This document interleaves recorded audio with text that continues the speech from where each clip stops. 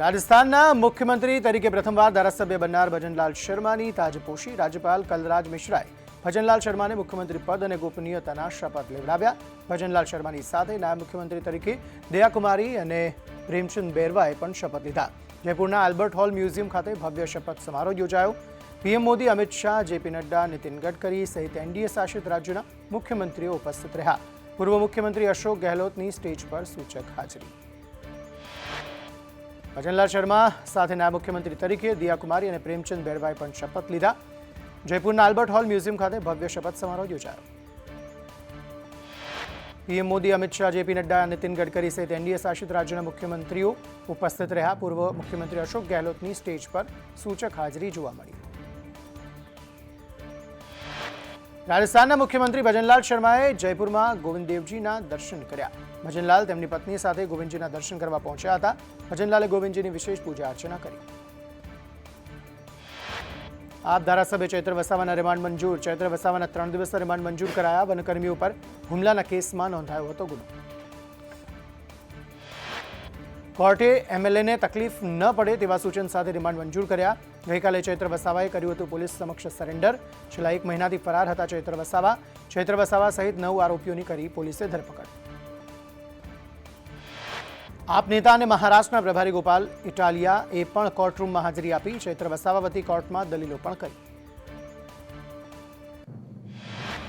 લોકસભાની ચૂંટણીને લઈ કેન્દ્રીય ચૂંટણી પંચનું ડેલિગેશન ગુજરાતમાં 6 રાજ્યના મુખ્ય ચૂંટણી અધિકારી સાથે બેઠક કરશે. નોડલ પોલીસ અધિકારીઓ સાથે પણ બેઠક. ગુજરાતના ચૂંટણી પંચના અધિકારીઓ પણ બેઠકમાં જોડાશે. દિલ્હીમાં યોજાશે ગુજરાતના કોંગ્રેસ નેતાઓની મેરેથોન બેઠક. ગુજરાત કોંગ્રેસના તમામ અગ્રણીઓ બેઠકમાં હાજર રહેશે. 2024ની લોકસભા ચૂંટણીને લઈને ચર્ચા થશે. ભારત જોડો યાત્રાની બીજા તબક્કાની બેઠકમાં ચર્ચા થશે.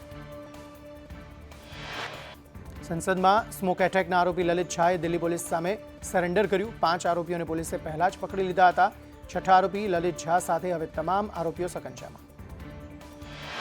સંસદમાં સ્મોક એટેકના આરોપી લલિત ઝા પાસે તમામ આરોપીઓના ફોન હતા. દિલ્હી પોલીસે કહ્યું લલિત ઝાએ જાતે જ પોલીસ સ્ટેશન આવ્યો અને તેણે સરેન્ડર કર્યું.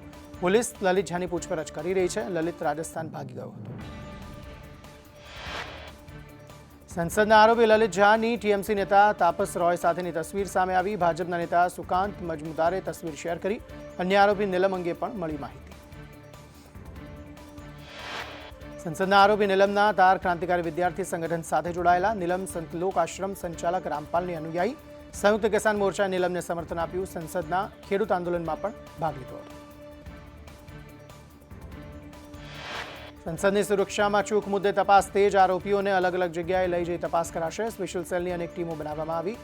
એક ટીમ આરોપી મનોરંજનને મૈસૂર લઈ જશે તો એક ટીમ નીલમને હિસાર લઈ જશે. રાજ્યસભાના સાંસદ શક્તિસિંહ ગોહિલે મુખ્ય પ્રસ્તાવ. હાર્ટ એટેકથી યુવાનોના મોતની યોગ્ય તપાસ થવી જોઈએ. 6 મહિનામાં 1052 લોકોના હાર્ટ એટેકથી મોત થયા, જેમાંથી 80% 11 થી 25 વર્ષીય યુવાનોના મોત ચિંતાજનક. અભિનેતા શ્રેયસ તલપડેને હાર્ટ એટેક આવ્યો. શ્રેયસ તલપડેને હોસ્પિટલમાં દાખલ કરાયો. શૂટિંગ પરથી ઘરે ગયા બાદ શ્રેયસની તબિયત બગડી. ઘરે અચાનક બેભાન થઈ ઢળી પડતા હોસ્પિટલ ખસેડાયો. મથુરામાં શ્રી કૃષ્ણ જન્મભૂમિ મામલે મોટા સમાચાર. સુપ્રીમ કોર્ટે અલ્હાબાદ કોર્ટના નિર્ણયને માન્ય રાખ્યો. શાહી ઈદગાહ પરિસરનો સર્વે થશે.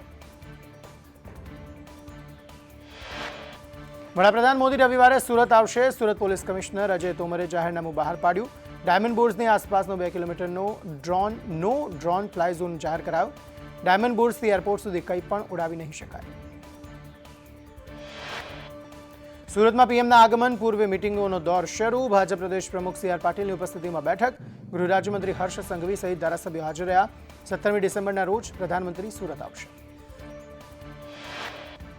સુરત એરપોર્ટનું નામ બદલી શ્રી નરેન્દ્ર મોદી ઇન્ટરનેશનલ એરપોર્ટ સુરત કરવાની માંગ કરાઈ. સુરત એરપોર્ટ એક્શન કમિટી દ્વારા લખાયો પત્ર. પીએમ સુરત એરપોર્ટની નવી બિલ્ડિંગનું લોકાર્પણ કરશે. સુરત પોલીસ પરેડ ગ્રાઉન્ડથી માનવ સાંકળનું આયોજન થયું. સ્વચ્છતા, સુરક્ષા અને સ્વાસ્થ્ય અંગે જાગૃતિનો સંદેશ સાથે માનવ સાંકળ. 43 શાળા અને 22 કોલેજના 24,000થી વધુ વિદ્યાર્થીઓ માનવ સાંકળમાં જોડાયા. અમદાવાદના સાબરમતી રેલવે સ્ટેશનની કાયાપલટ થશે. સાબરમતી રેલવે સ્ટેશનનું પ્લેટફોર્મ વધારવાનું કામ શરૂ. આગામી દિવસોમાં 10 જેટલા પ્લેટફોર્મ તૈયાર કરાશે. સાબરમતી સ્ટેશનથી બુલેટ ટ્રેનની કનેક્ટિવિટી જોડાશે.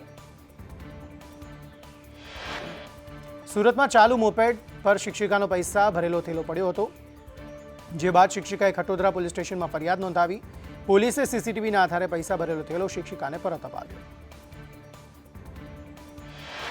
સુમુલ ડેરીને રાષ્ટ્રપતિ દ્રૌપદી મુર્મુના હસ્તે એવોર્ડ એનાયત. સુમુલના ચેરમેન માનસિંહ પટેલે એવોર્ડ સ્વીકાર્યો.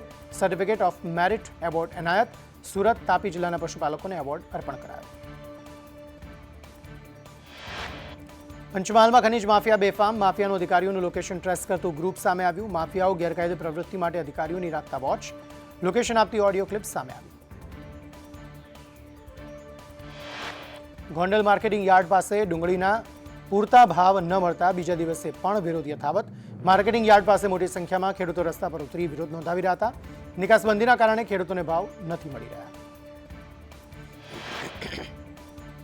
ડુંગળી ખેડૂતો અને ગૃહિણીઓ બંનેને રડાવી રહી છે. ખેડૂતોને ડુંગળીના ભાવ નથી મળતા, તો બીજી તરફ સામાન્ય જનતાને મોંઘીદાટ ડુંગળી ખરીદવા મજબૂર થવું પડી રહ્યું છે. ખેડૂતો રસ્તા પર ડુંગળી ફેંકી રહ્યા છે. ડુંગળીના ભાવનો લાભ ન મળતા ખેડૂતોને, ગૃહિણીઓને પણ લાભ નથી મળી રહ્યો. કોણ ઉઠાવી રહ્યું છે વચ્ચેથી લાભ? કોણ ખાઈ રહ્યું છે મલાઈ? તે સવાલ. સાબરકુંડલા એપીએમસીમાં જાહેર હરાજી બંધ રહેતા ખેડૂતો મૂંઝવણમાં મુકાયા. ખેડૂત સાથે બજાર સમિતિમાં નિયમ વિરુદ્ધ અસભ્ય વર્તન કરવા બદલ નોટિસ. બનાસકાંઠાના વાવમાં પાણી માટે કેનાલમાં લાકડા બાળી ખેડૂતોનો વિરોધ. રાધા નેસડાના ખેડૂતોને કેનાલનું પાણી ન મળતા વિરોધ નોંધાવ્યો. રવિ સિઝન શરૂ થતાં ખેડૂતોને પાણી માટે વલખા મારવાનો વારો આવ્યો. ઊંઝાની 10 પેઢી પર જીએસટીના દરોડા. મોટી સંખ્યામાં કરચોરી પકડાય તેવી સંભાવના. મહેસાણા અમદાવાદ જીએસટી ટીમ દ્વારા તપાસનો ધમધમાટ. બેનિસાબી ખરીદ વેચાણ કરતા વેપારીઓ ભૂગર્ભમાં. હળવદમાં રોડની નબળી કામગીરીને લઈ ધારાસભ્ય પ્રકાશ વરમોરાએ અધિકારીઓને ખખડાવ્યા. એમએલએ રોડની ઓચિંતી મુલાકાત લેતા રોડમાં ભ્રષ્ટાચાર દેખાતા કહ્યું, નબળી કામગીરી નહીં ચલાવી લેવાય, અમે મુલાકાત લેતા રહીશું.